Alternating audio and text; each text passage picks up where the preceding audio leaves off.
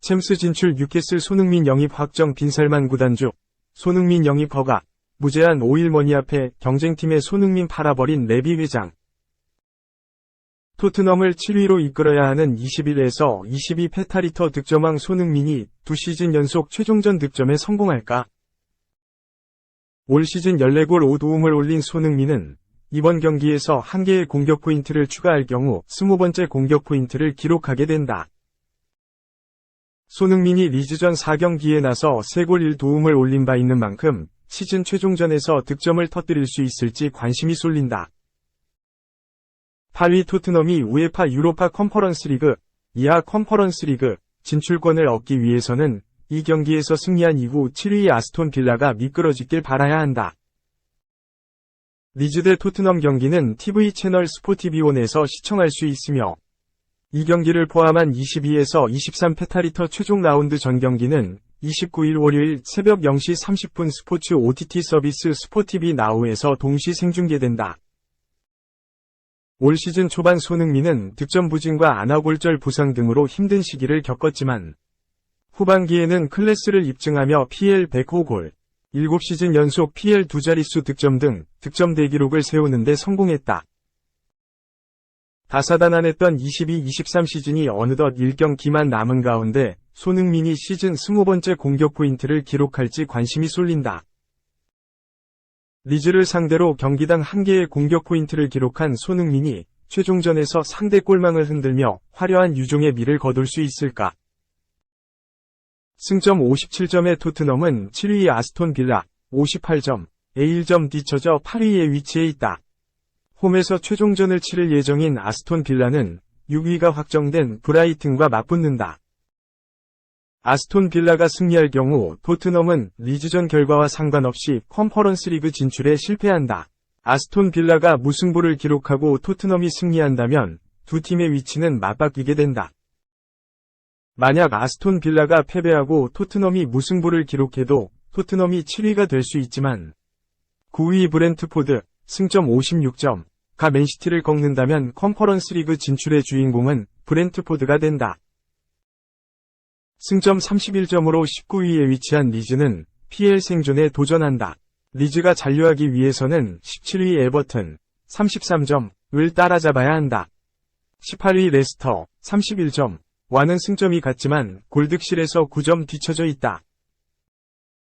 현 상황에서는 에버튼과 레스터가 모두 최종전에서 패배하고 토트넘전에서 승점 3점을 획득하는 것이 리즈에게는 가장 좋은 잔류 시나리오다. 한편 직전 경기에서 득점을 터뜨린 황소 황희찬은 아스날 원정 2경기 연속골에 도전한다. 지난 시즌 아스날 원정에서 선제골을 기록한 바 있는 황희찬이 이번에도 득점을 신고할 수 있을까? 황희찬의 시즌 마지막 경기는 TV 채널 스포티비 프라임에서 독점 생중계된다.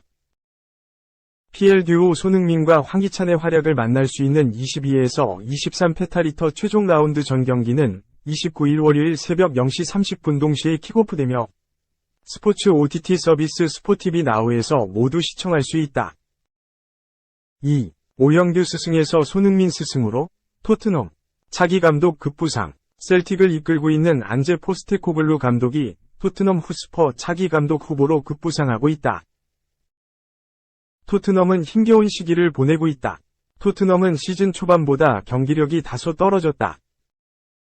안토니오 콘테 감독 체제에서 두 번째 시즌을 맞았지만 수비 불안을 노출하며 콘테 감독과 결별했고 크리스티안 스텔링이 코치까지도 대행 체제에서 경질됐다. 이후 라이언 메이슨 코치의 감독 대행 체제에서도 불안한 경기력을 이어가고 있다. 지난 28일 맨체스터 유나이티드전에서 2에서 2 무승부를 거두며 준수한 출발을 알렸지만 최근 브렌트포드전 패배를 포함해 부임 이후 1승 1무 3패를 거두며 기복기 있는 경기력을 보이고 있다. 8위로 떨어진 토트넘은 현실적으로 유럽축구연맹 유로파 컨퍼런스 리그 진출을 노려야 한다. 리그 최종전을 남겨놓은 가운데 토트넘은 승리를 거둔 후 7위 아스톤 빌라가 미끄러지기만을 바라야 한다. 유럽 대항전 진출과 함께 토트넘의 또 다른 과제는 바로 감독 선임이다.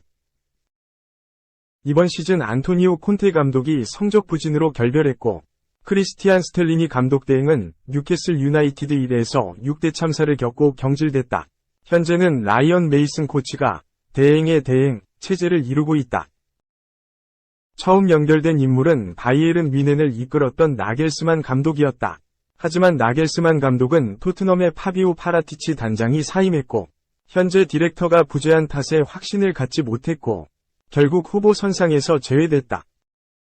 나겔스만 감독에 이어 최근 유력하게 부상했던 후보는 네덜란드 에레디비시의 페이노르트를 이끌고 있는 아르네 슬롯 감독이다.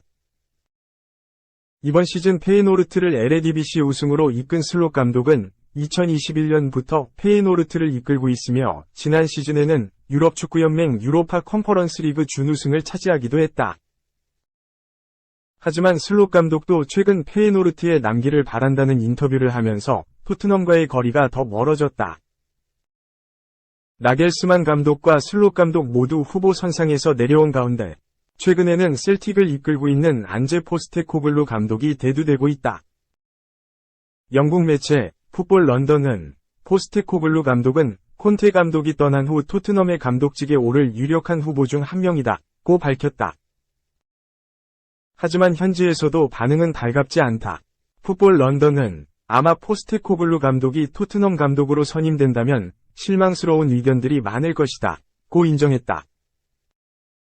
그는 주로 호주 리그와 제2리그에서 경력을 보냈고 유럽 대항전 성적이 거의 없기 때문이다.